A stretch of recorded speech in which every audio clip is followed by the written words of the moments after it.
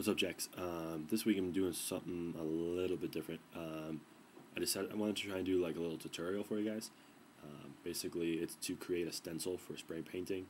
I think spray painting is like one of the coolest mediums to do in art, so I figured it'd be cool to show you guys how to make like a little bit of a stencil out of an image you want. First thing you gotta do is you need to find yourself an image that you'd like, and you're gonna need Photoshop for this step. You can probably do it without Photoshop, it'll be a little bit more difficult.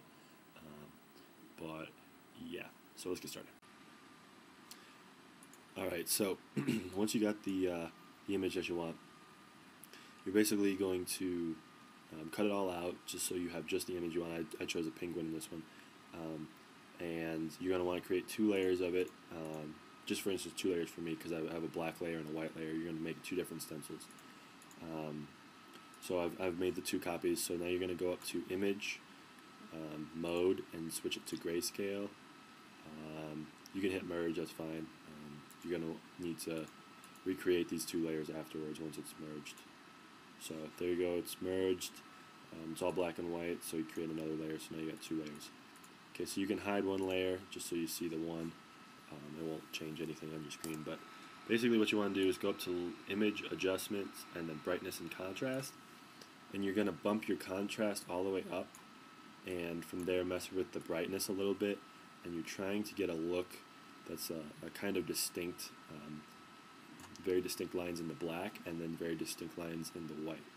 So first is black, so we'll set it to a point. I think here's about good because you can see good lines in this area, and then the top is still dark with a good disparity there, and then just hit OK, and then you're set on that. And then for your white layer, go to your other layer that you didn't edit, that you hid, and show that one. And the best way to probably do this is to select it all. To do that, you hit Command or Control on a PC and click on the thumbnail, the little picture there, and you'll see that it's a little hard to see, but the trailing dots all the way around here. If you zoom in here, you'll see it better. All the way around this, it means it's all selected, and then fill it with black. So this way, when you're ready to do your white, you're just going to cut out that entire area, okay? So the other thing to do is you want to create some guides to go by. So throw an X here, fill it with black, and do that in like 2 or 3 spots. Make sure you're putting it on both layers. That way the gauges are going to work. So this layer I didn't do it, so let's go back and do it. Fill that, go to layer 2, fill it there. So you'll see in the thumbnails over here, I'll zoom in for you, how there's the 2 little black dots in both. That means that they're on both layers. So I throw one here. And basically this is to, when you're lining up on your stencils and you're ready to paint with the spray paint, that they're going to line up for you. So I think 3 is good. Alright, so now that you got your images, the other thing you may want to do on like this layer, the black layer, is to come in with the brush and maybe darken up some of the lines if you want. You don't necessarily need to do this now. You can always do it later when you're cutting out the stencil or just before, but that's always something you can do. Okay, so once you got that, you're pretty much set. You're just going to print them off.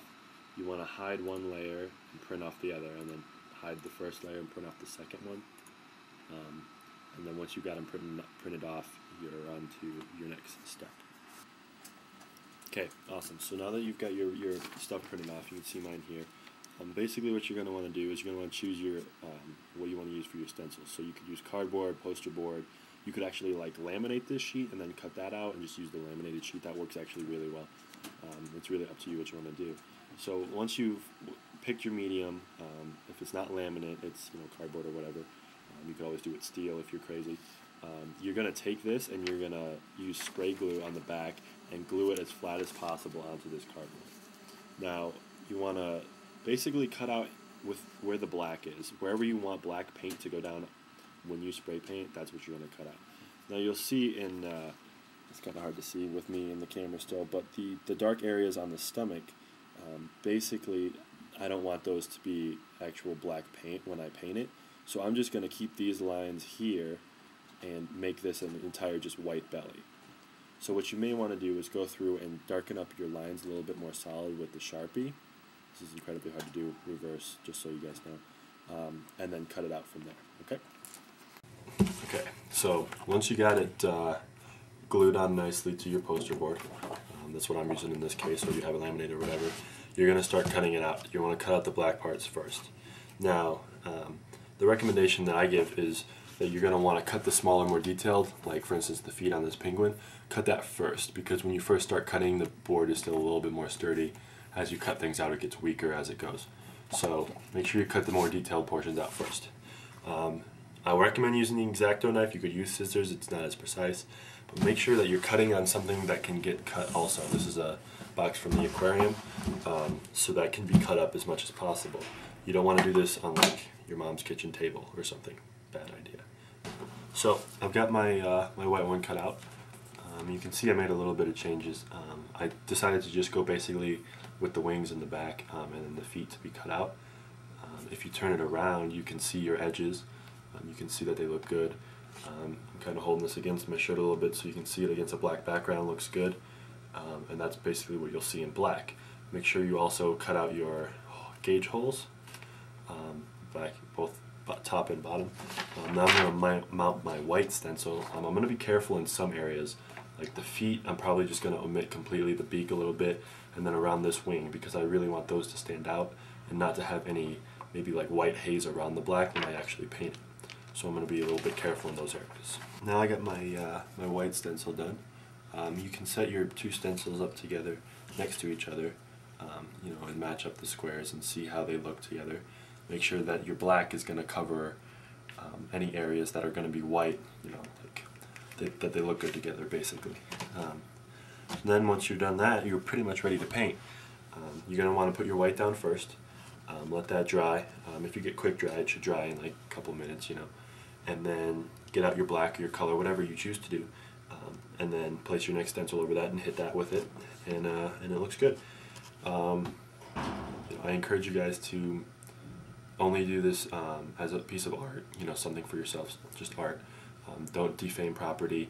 Make sure you do this in a well-ventilated area so you don't inhale any of the fumes. And you know, it's for your own expression. Don't use it to, you know, defame other people's property or the school's property or anything like that.